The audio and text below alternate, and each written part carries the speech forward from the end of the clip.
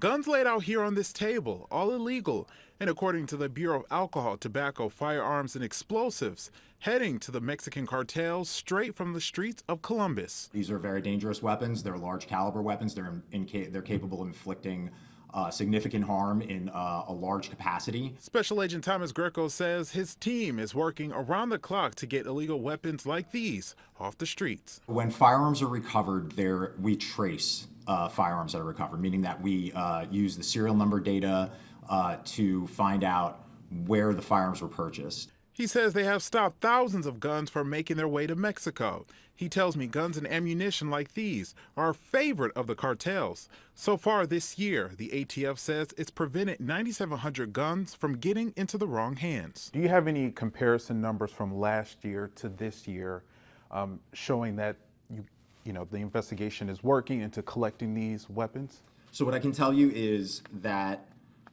as of this year, in fiscal year 2025, ATF has seized 18,286 firearms. That's what these agents are out there doing every single day. So is that more or less than last year?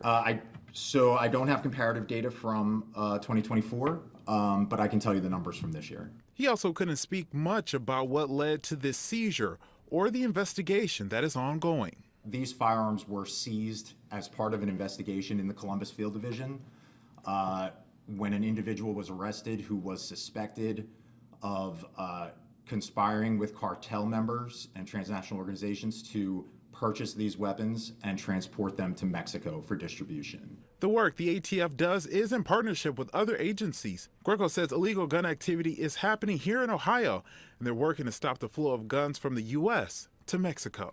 Weapon sources don't have to be just near, the international borders.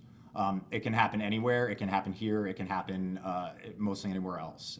So that's why vigilance is so important. On your side, I'm Jeremiah Wilcox.